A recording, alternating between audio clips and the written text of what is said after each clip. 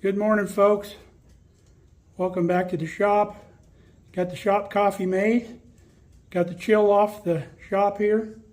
We're going to get back on this barbecue.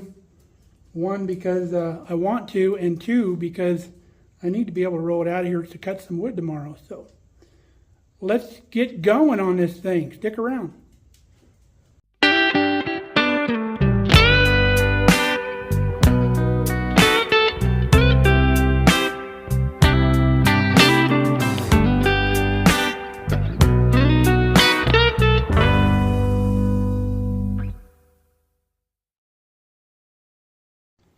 So first thing today is I stopped by Tractor Supply and got some hooks for our safety chain.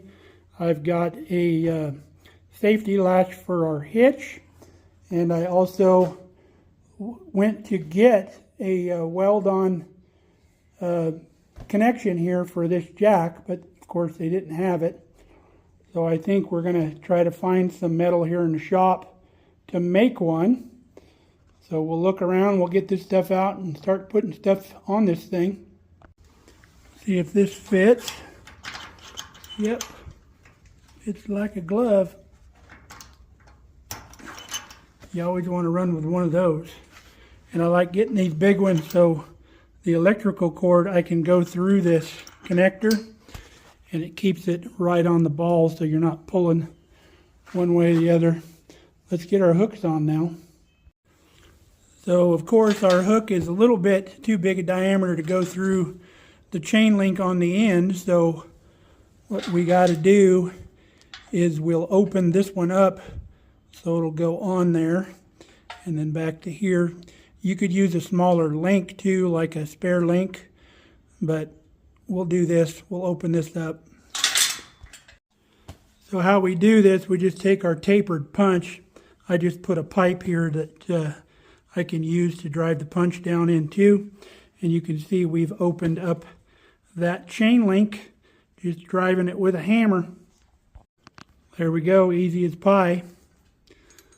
Now we just gotta do the other one.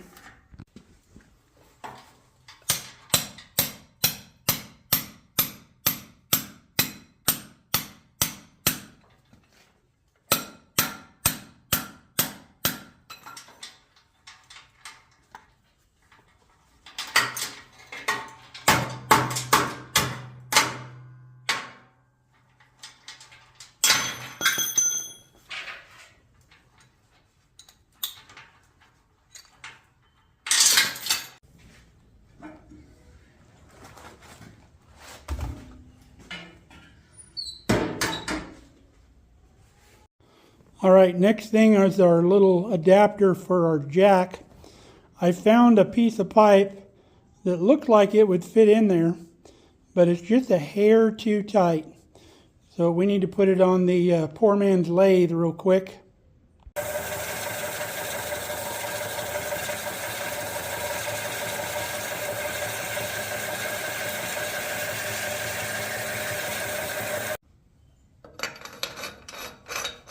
There we go. Now we need to take our new piece and drill some holes in it, corresponding with these 90-degree holes here. So when we rotate the jack, we can put the pin through to hold it.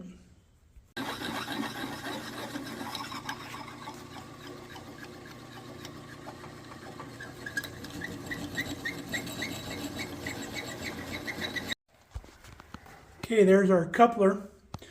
Now because this fitting has two holes in it, we only need to put one hole through this, because when you pull the pin out, this will rotate and then you use this hole going down this way. So now we just have to weld this on our frame right here. We'll locate it to where when we rotate it, the jack won't hit anything. Got our frame cleaned off. We've got it set at the right height. We want to put it as high as we can on the frame. That way we can get it lower when we jack it down, because right now I think we're all the way in. So we'll get the welder out. We'll make sure this thing is plumb and square and weld around that tubing.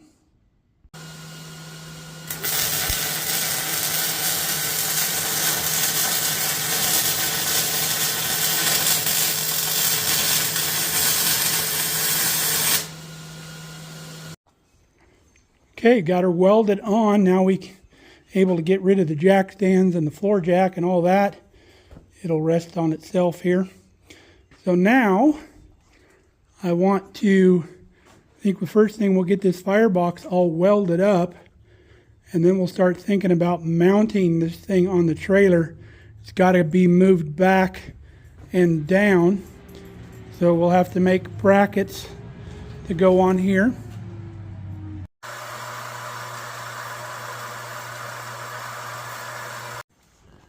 So we're going to take a piece of this angle. We used to call it fish plate because it's got one end longer than the other.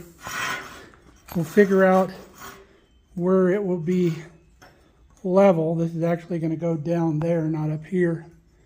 But this will give us an idea up here how far it needs to be apart from here to the other side, to the other bracket. And then once we know that, we can cut some uprights. I think we're going to use this 2-inch tubing. We'll come off of here. So the tank's going to come back to where these brackets will sit like this.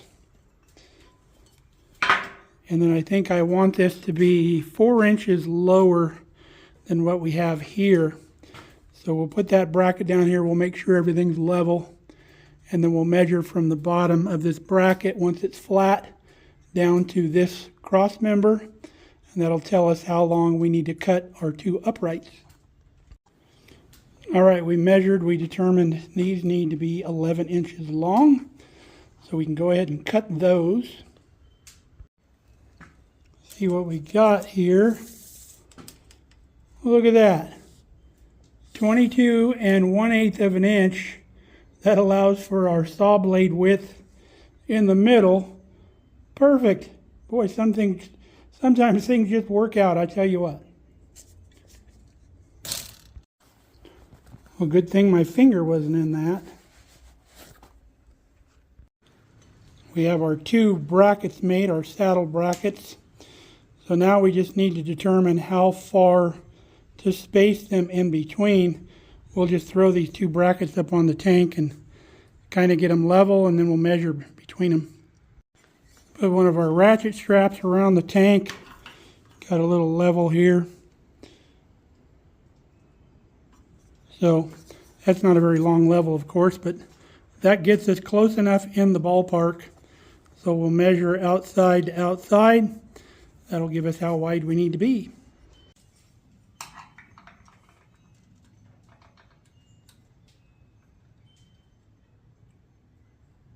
22 inches.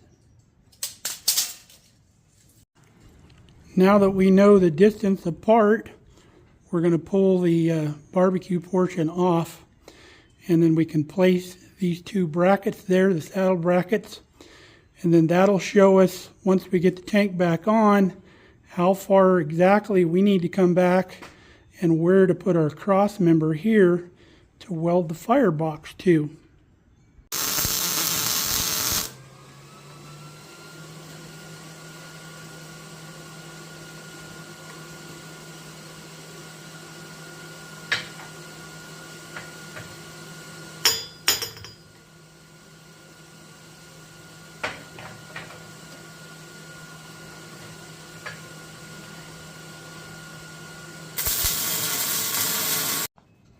So a little lesson on tack welding here. So this tube, to be plumb, needs to come this way and this way. So the place we want to tack it is in this corner, because if we were to tack it in that corner or that corner, it wouldn't allow it to come this way or this way. So we'll tack it here, and we'll tap it both directions and get it perfect, and then we can tack it in other locations to get it to stay. The other thing you need to be mindful of, whenever you do a weld, it wants to pull the material towards the weld. So if we were to stitch weld all the way across here, it's going to pull this whole tube this way when it starts cooling off. So sometimes you can get things to move just by which side you weld it on.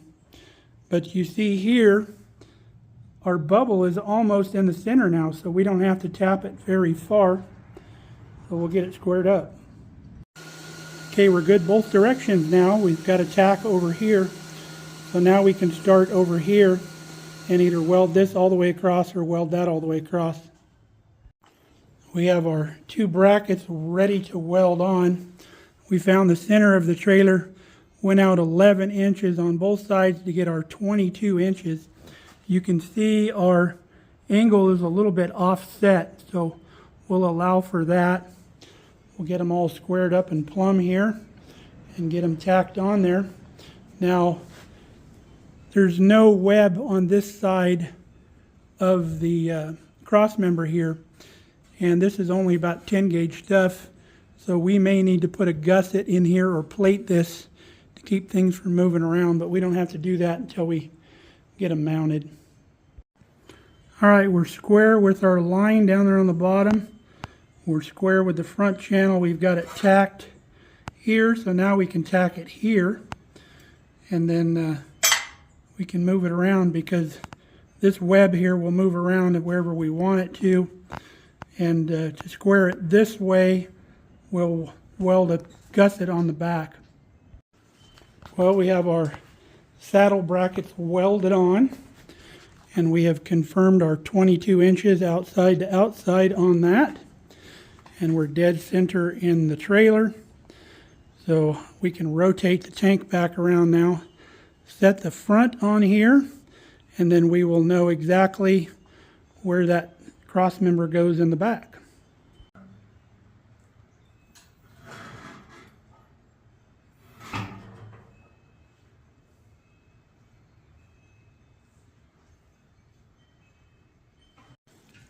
Okay, we're a little high in the back. I've got it blocked up, but at least we know how far back it's got to go.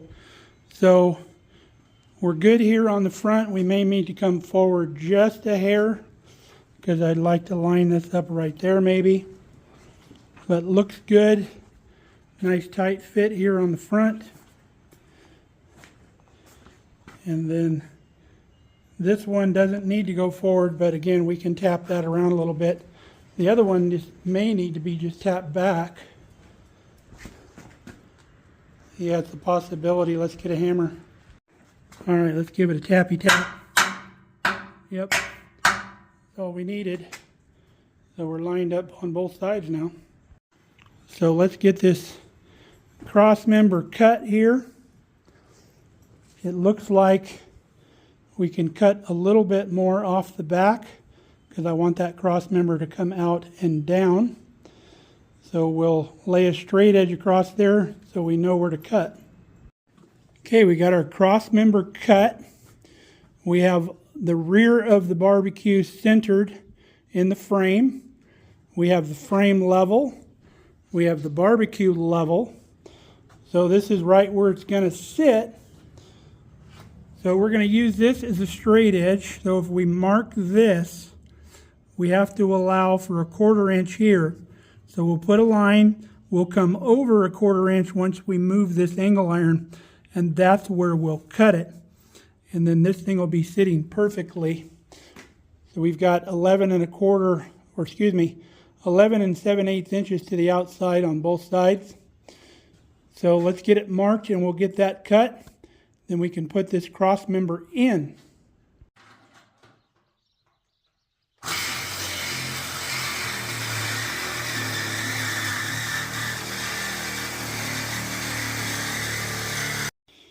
Now that we have it cut off, we have to allow for this curve right here because this is not a sharp corner. So what we'll do is just on the top here, we'll nick this top off to accommodate for that curb, but everything else will stay flat. Okay, we got a real nice fit on our cross member. So I've decided I'm going to bolt this thing down so the barbecue itself is removable from the trailer. That's going to make this thing a lot easier to clean up, a lot easier to paint. So what we're going to do is we're going to cut a smaller piece of angle iron to go upright against the firebox. We'll bolt it through this cross member, and then we're going to make some tabs that go on the outside here that we can weld, and we'll bolt through here for this connection on both sides. So I'll cut that angle iron now. Okay, we were able to take the cross member and that piece of angle iron out. We drilled all the holes, slid it back in here. We could tack the cross member in because we know exactly where it goes. So then we centered the firebox. We leveled the firebox this way. We leveled the barbecue this way. The trailer's already level. So we were able to tack that angle iron in there. It's got temporary bolts through. So that can be all welded up now, and we can lower the hoist, let that rest on that, and then we'll build our brackets here to bolt through there. Now I thought about putting a piece in between these two to keep these from bowing out, but once you're welded there and bolted there, the tank will actually hold everything together, so we don't have to worry about that. So we've got this 1/4x4 flat bar. We're going to cut two pieces 3 inches wide to match that 3 inches there. We'll drill holes in those. We'll get them welded to the tank, and then I'll hand drill through there, through the hole that's already in the tabs. Got our tabs made, got it clamped on there. We can buzz that on.